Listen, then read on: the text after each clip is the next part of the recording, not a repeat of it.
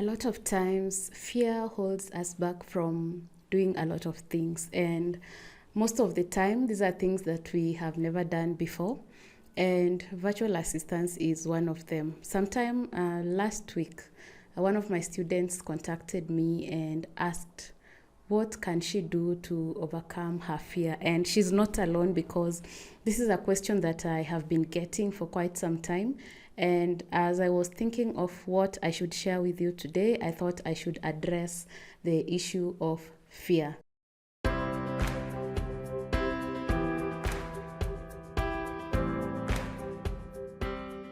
Welcome back to my YouTube channel. My name is Nancy. I am a podcast manager and a virtual assistance coach. If it's your first time here, this is the place that we tune into if you want to learn about how to make money, especially online. So a lot of times when people fear, it's because of three things, especially virtual assistants. When they fear starting their businesses or starting to contact clients, it's mainly because of three things. Number one, they could be afraid of failure. What if someone starts their business and it doesn't pick? What if they contact a client and they don't respond? The other reason is the fear of rejection. What if I contact a client and they say no?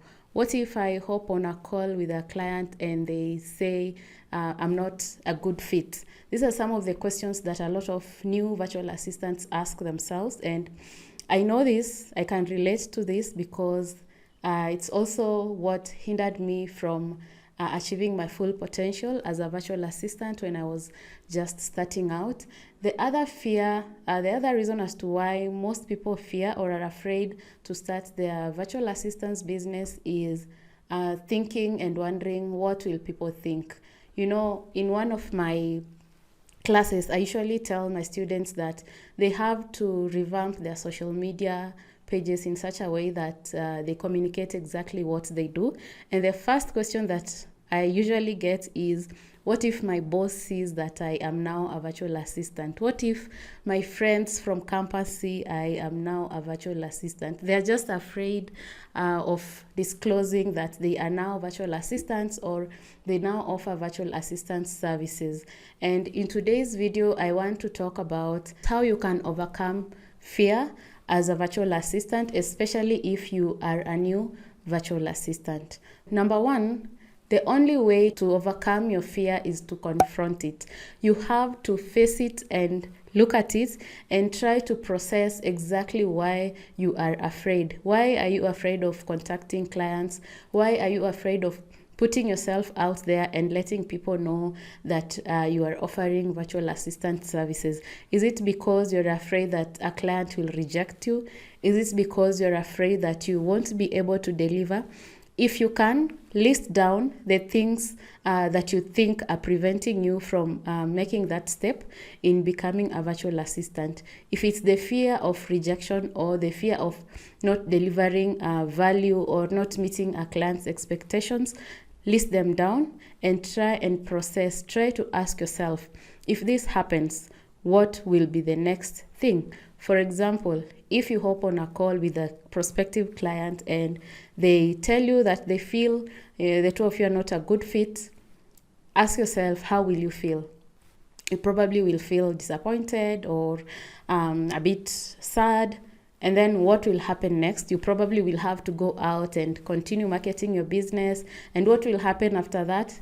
You probably will have more people contacting you, asking you about the kind of services you're offering. And then what happens after that? You probably will get on another call. And what after that? Probably you'll land your very first client.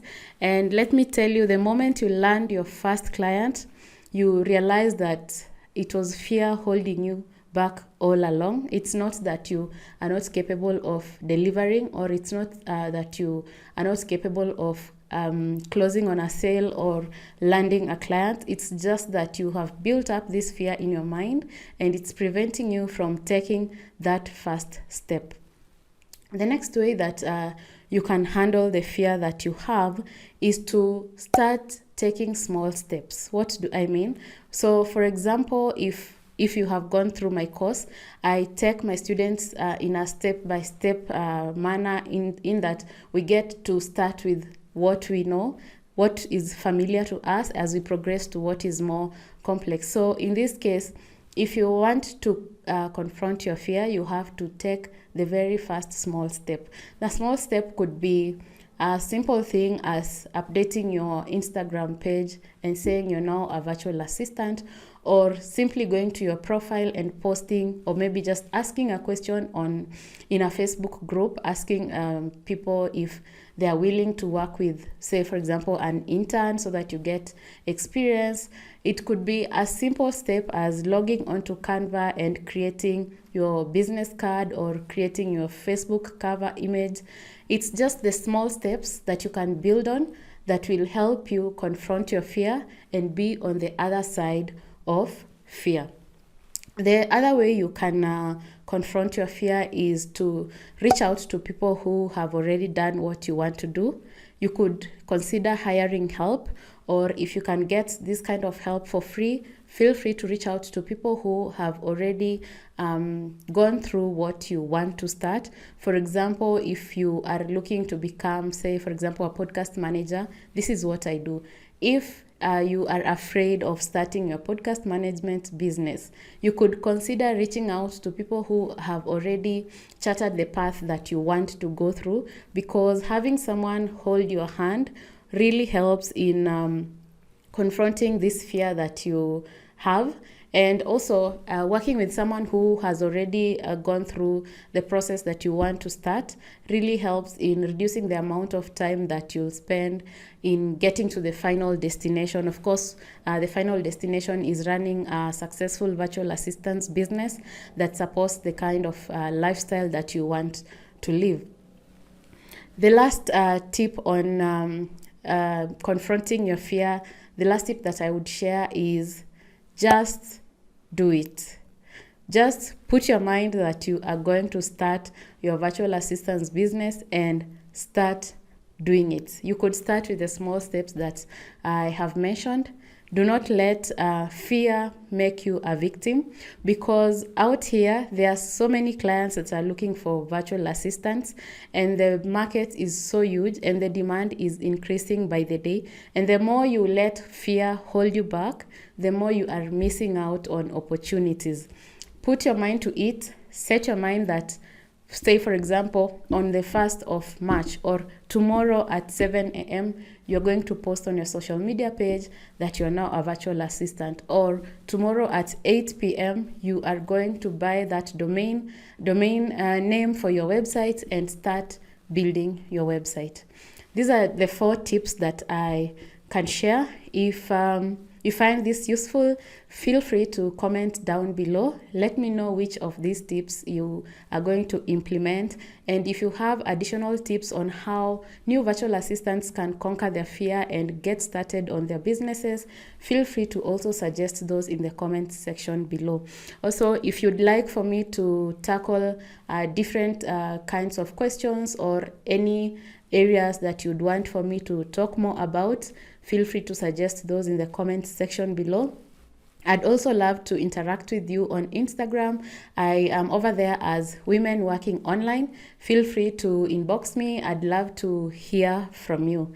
If you'd like to get free access or a free introduction class to virtual assistants, this is a class that at least introduces you to the world of virtual assistants, especially if you have never heard about virtual assistants or you have not started your virtual assistance business yet and you'd love to.